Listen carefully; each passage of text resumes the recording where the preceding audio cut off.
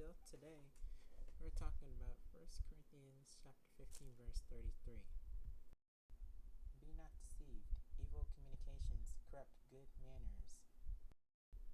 This verse has a lot of connections with the things that God hates. The 6 things that God hates. But another one that is an abomination to God. And we're going to look into that. And that's in the book of Proverbs of chapter 6. We're going to look into these verses. Okay, so we're going to get into verse 17 first. I'm going to talk about that first. A proud look, a lying tongue, and hands that shed innocent blood.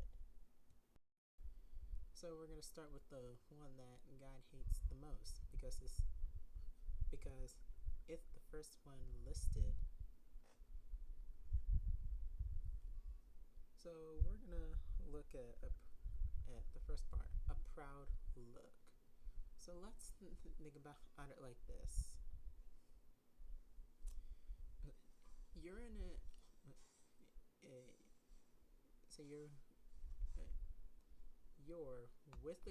you're partnered into a group,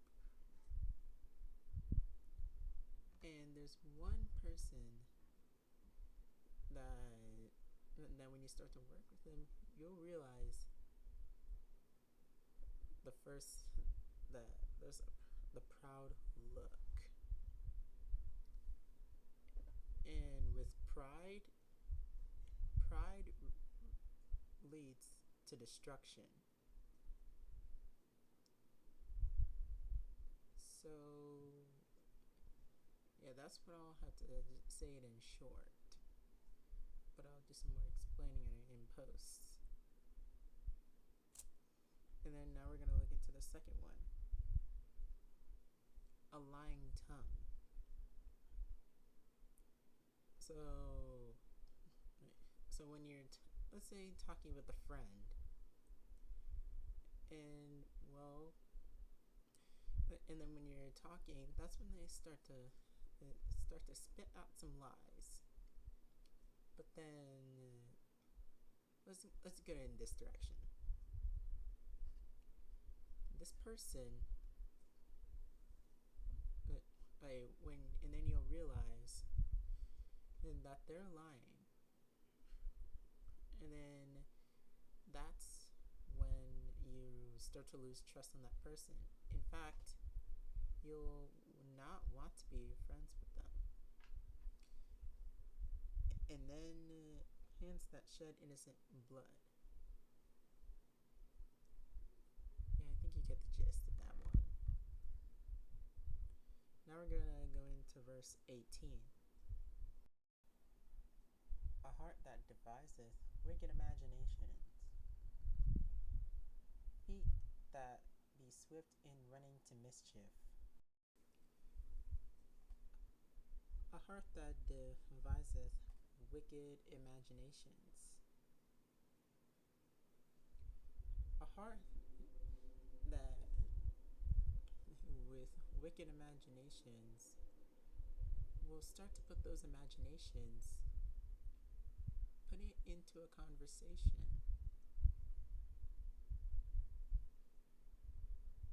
And feet that be swift into running into mischief.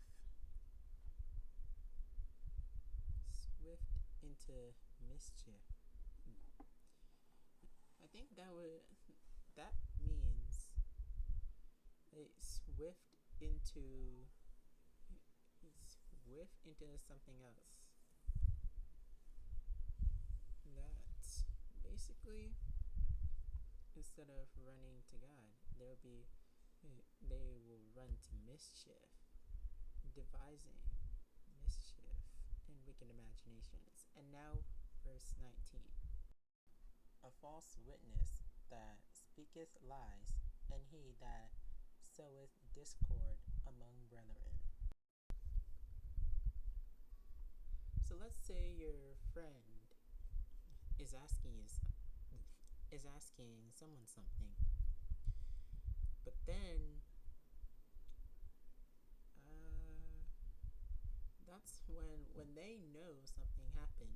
but instead they choose to do something else. Well, okay, I mean, sorry. When they choose to twist the story on what happened, and then you find out what actually happened, again, that breaks trust.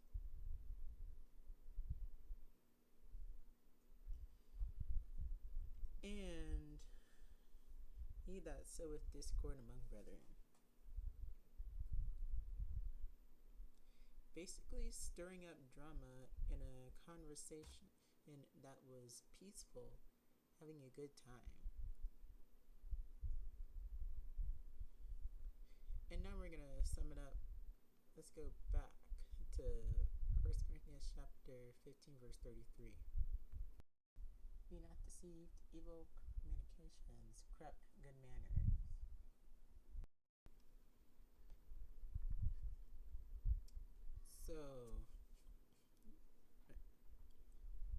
So communication is, that's why the Bible says, be not unequally yoked with unbelievers. That's why. Hey, because good communication, here's what I believe it means. With good communication brings good manners. That's why we have to be equally yoked. Because if we're unequally yoked, then that causes problems down the road. Bad communication, bad manners, it could turn it into another direction that you don't want to head into. You want it to head up into the right direction. But that's why we have to be equally yoked. We have to be careful around the company. We have to be careful with choosing company that we are surrounded with.